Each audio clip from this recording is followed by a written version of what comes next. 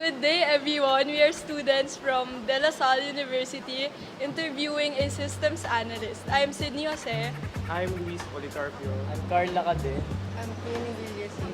and we are going to interview Ate Ses.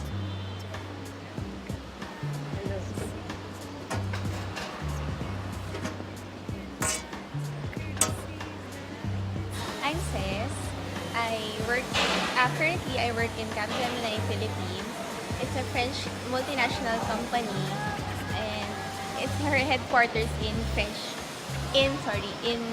France. So it has companies or offices all over the world and it focuses on IT services or solutions. It offers IT services and solutions in finance, insurance, and capital markets.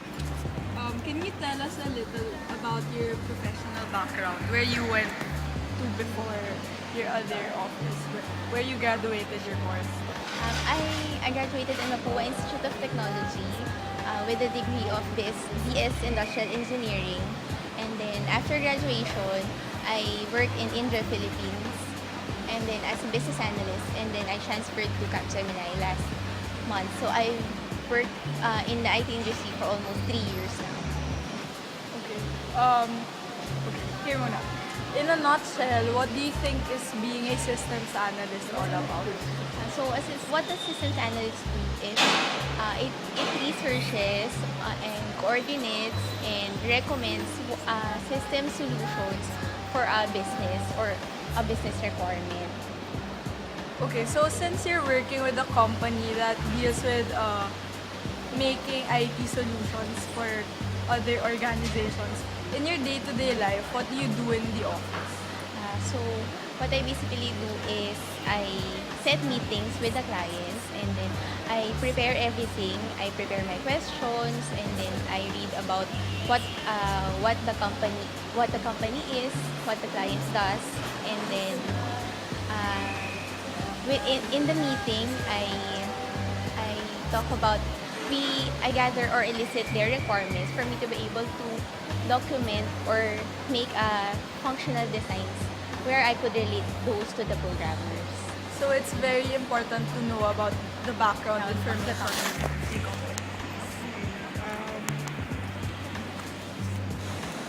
What are some of the hardships that you have encountered as an IT analyst? As a systems analyst. Because sometimes your client and your end users is not the same. For example, you have a company, for example, a different office said that that a different office should automate their systems. So I would go to this office and then tell them that we need to automate your process, but those end users may not cooperate with you because they want to stick with their current process, yes, or they want to do it manually because they think they're used to it. They don't want to learn anymore because it is an added work for them. So you need to so sometimes those end users may not cooperate with you in terms of user requirements or your requirements gathering. So that's the time that I have a hard time with that. Okay. To clear things up, because sometimes we kind of mix systems analyst with like the program maker. So do you actually make the program? I don't do, a systems analyst may or may not know that Like Java? It really helps to know, but yung actual programming, Coding, it's not you. So, you think your job is fun? yes, I guess. When Being you a systems analyst. So it's not stressful. it's stressful, but when you get to be friends with your coworkers, your teammates, or when you learn to appreciate what you do, you see the value of what you do, you begin to appreciate it, and that's when it becomes fun. Comparing to what our professors always tell us, you will always be working in a team. So is that true? Like you'll always be a part of a team? Yes, always be a part of the team, but normally analyst is just per team. There's only one systems analyst. So you work with testers, you work with developers. Yes. Does that sometimes become a problem, like contradicting ideas with your teammates? Yes. Or especially with the client.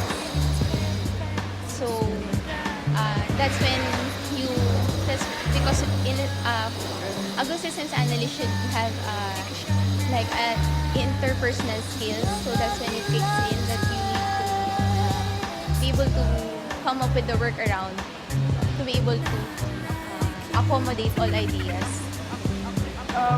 What do you think makes a good system analyst? Like qualities? First of all, you need to have good analytic skills, and at the same time, you love to learn because in IT it's a fast-paced growing industry, so you need to be up to date with the latest or innovations. And then at the same time, like what I've said earlier, you should have interpersonal skills because you always deal with different clients. You need to be in the know in the IT industry. Do you think you're going to have to study again in the future? Yes, actually, me personally, I've enrolled myself in Villasin University. I've taken up a few courses as my master's degree, and then but at the same time, you have to research kahit sa internet or magazines, IT magazines, to keep yourself up to date. What makes you stand out? For example, you're in a room with other professionals. What makes you stand out among them? I guess the diversity of information that an IT knows, because you don't only know the IT part of it. For example, your client is a bank, so you also know the processes of a bank, or in energy sourcing, you also know their process. It depends on your client. You also get to know the business of your client. A while ago, I mentioned about other professionals. What about IT professionals? Other IT professionals, since all of you are in the know about technology. What makes it more interesting, or Like what makes you stand out? Like kunyari, there are different IT professionals. Kunyari, the ones who actually make the program, and then you the systems What you know analyst. about the business process? if I compare myself to a developer or a tester, I think developers and testers have more days where they only sit in their chair and talk to computers, while me, I go around, I go to client, I talk with project managers. So I think it's more interesting because you get to know a lot of people, you talk with a lot of people, and you're involved from the start to the end of the phase of the project. So you're involved with every phase. So since you're working in a team, how do you interact with the developer or the testers? So after I gather the requirements and convert it into a document, so I relay it to the programmer. So whenever they have questions, I'm the go-to person. Also with the testers, whenever they have questions or they need clarifications with the requirements, I'm the only one they go to. So That's when you're working with a team, all of those people are your office mates also.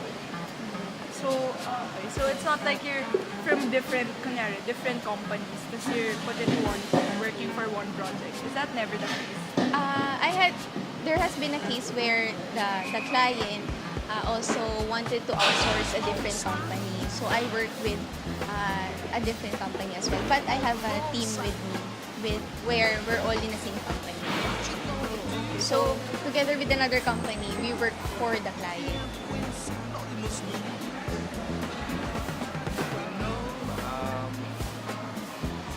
What are the advantages of your job? Like, you get to travel, stuff like that. I've heard of other systems analysts that gets to travel, especially when the client is offshore. So they send you there until the end of the project. But most of the time, if the company is offshore, you only or the client is offshore, you only get to talk with them via conference or video conference or telephone conference. Also, being a systems analyst, you think that your job is very flexible. Like, you can have another job. away from being a systems analyst? In parallel to being an IT. Yeah.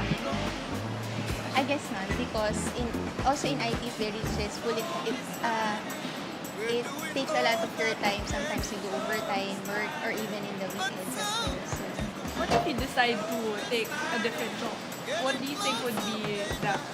Like if you quit being a systems analyst, really different from IT. it could be in IT also. If for me, if I quit IT, I would go into business or into cooking because that's what I also love. Or baking. So, where do you see yourself years from now? So, are you going to be a systems analyst? All throughout. I guess yes. Or I could be assistant analyst, lead or project manager in the future. I would like to. Since we hear in our course that since we're graduating as a systems analyst, we can also be a part of the HR. HR department. There are many different jobs. Business analyst. Do you think that's really applicable?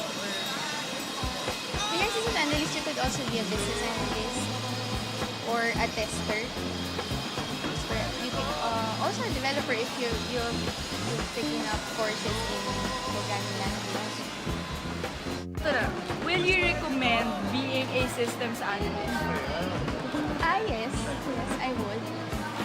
Like, why? Why? Economically, financially ba? Or Well, what I know is in the entry level or when you graduate, IT professions have higher salaries than most jobs. did you have a hard time finding a job when you graduated? As an IT, no. I did not. Like, once you applied, you got the job right away. Actually, yes. Also, the company was the one who called me and asked if I wanted to apply for them.